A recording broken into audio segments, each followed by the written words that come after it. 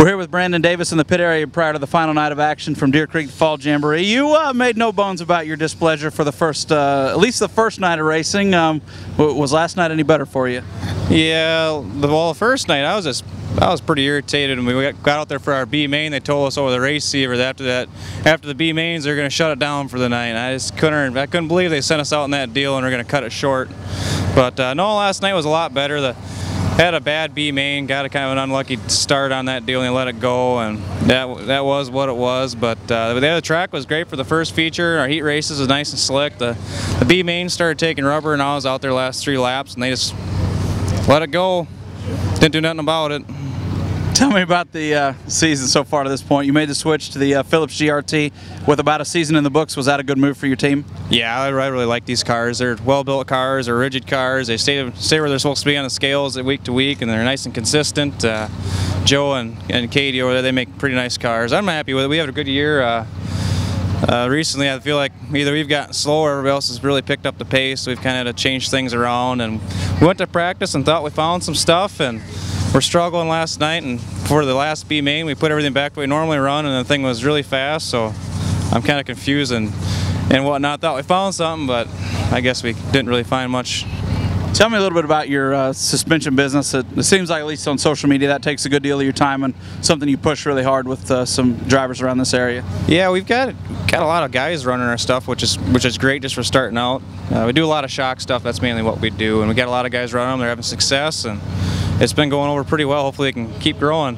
All right, couple questions here. If you black my eye, I'll know it's time to leave. First question for you. A lot of people wonder with the back row bonus that's up at Chateau Raceway. I get this question asked to me all the time. Why don't you take that? They feel like you'd have a shot to win that and win a lot of extra money. We did one night, but I really haven't had a lot of opportunities. Okay. When we don't get 16 cars, you got to draw 1 or 2 to get it, and my draws suck, so I don't ever have that opportunity. One night we had like 18 or 19 cars, and me and Keith Voss did it, and I was actually passing Sharkey for the lead there. We had yellow, and he ended up getting it, and I got second. But no, towards the end of the year there, I didn't have any opportunities to get it, and even if you were to get it, you had to tell him you wanted it before the heat race was over. Right when you took the checker and you came around, you had to give him a thumbs up or thumbs down. Okay. So if you took it and you went to the back and you drew number 1, and let's say you got up to the field and got second, they don't give you a passing points for national points for starting last. They give it for your starting position, which is number 1. So you would actually have negative passing points. So we're looking at the national points scheme of things. We almost had to just not take it and you take your draw, whatever you get, and go with it. Final thing here before we talk about your schedule to wrap up the interview. A lot of the racing dirt pollsters have, there's a diverse group across the country.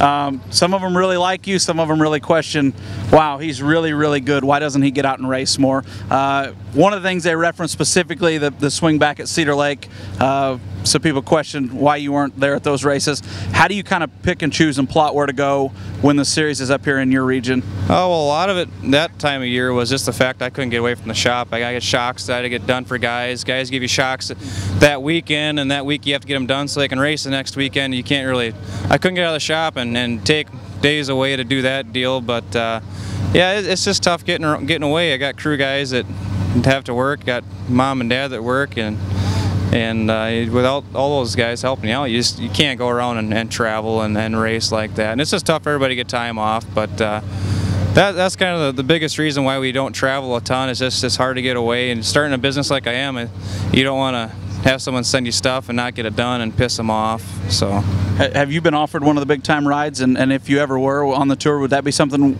you would entertain? Well, as long as I got this shock business and me running, I don't think that's really a possibility right now. I mean, it could be if I get big enough and get some help over there. Maybe a guy could scoot away, but it's probably not going to be in the future. But yeah, as far as the social media goes, there's definitely some good stuff out there. I think there's a Brandon Davis's Ego page on Twitter now, parody account. So it's something else. That's good when you could take that in stride and just laugh about it. The first time I saw it, I was like, what the hell is this? And I started reading it, and at first I kind of got irritated, and then I started looking around, and the only people who see with parody accounts are celebrities, so I don't know if I should take that as a compliment or not, but they haven't posted nothing too bad yet, so it's kind of comical. Nobody in our camp had anything to do with that, and there's also a snot Bloomquist out there, so parody racing accounts, I mean, you're in some rare air right there. Yeah, I don't know. I mean, everybody hates this guy and that guy. Everybody hated Kelly Shryack back in the day when he was winning. It's just a part of the territory, I guess. Final thing here to wrap up. Thank you, by the way, for this. Where do you plan to race following USRA points? The decision, specifically what I'm interested in, the decision to sanction USRA for the race at Lakeside, will that affect you going to that race or not? I think that race is actually the weekend that Fountain City race is the 4th and 5th. Okay. Yes. So I don't think we're going to go down there for that. But we're definitely, I think next weekend we have off up here. So I think we're going to travel to Missouri if we can. We just had to pay for a motor refreshing, so the bank account's kind of down there for the race car. But I think we're going to go to Missouri next weekend, then Fountain City the following weekend, and then from there on we're going to race down there as much as we can and see if we can't get some points on Allen or not. He's been running pretty good down there. Were you planning Lakeside? I don't know, wherever he's going to go. I almost feel like calling the guy and planning it out. Where are you going? We'll meet you there. Brandon Davis, that's good stuff. He's looking for a good night to wrap up the Jamboree.